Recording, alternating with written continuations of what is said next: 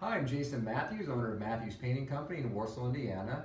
We continue our tutorial videos that we show all of our new employees who we train to become professional painters as well as repairing drywall. We're going to show the first coat of actually fixing a corner. Usually this corner, let's say, is all cracked out.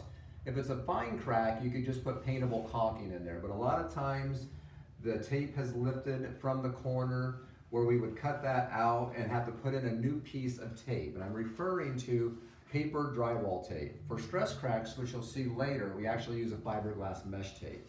This has no adhesive on it. I went ahead and cut that from this roll here. And first what we have to do is we have to get joint compound into our corner. So we go ahead, I already have some mixed up here. It's a 45-minute quick set joint compound. And we get a fair amount of joint compound into our corner. And I've got to do that on both sides.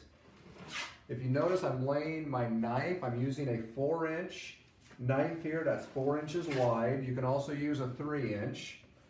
And I'm really trying to lay it on pretty heavy. You don't want a real thin coat there, or else your drywall tape will not stick. Once we get to this point here, we crease it so that we've got a nice corner where we can put that in, and we try to take it right into the corner of the wall, and we just barely push it down. Now sometimes we're running a full one all the way up the wall. Other times this is all we need if that's all that was cracked out when we came to the job.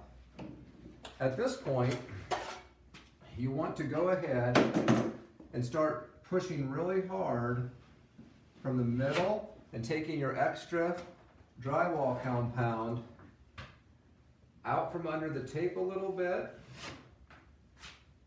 as well as beside the tape. Notice I'm kind of holding here and then arching out.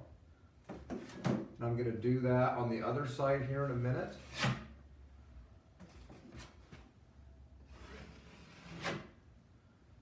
And I don't have to make it pretty yet, so we're going to come over here, hold the tape. I'm pressing hard, and I'm kind of working that drywall tape into my corner as well, making sure it's pushing that down into the mud I set that in. We refer to joint compound as mud. Okay, so when we get to about this point, I'll go ahead and just maybe work my edges just a little bit here. A lot of times, what you could do is just go ahead and take your excess off. And that's really all you need to do for the first coat. However, you can also get one light coat now over the top, since we've already pressed that tape down. And many times that will save you when you come back to put on the second and the third coat. I do like to come past the edge of my tape.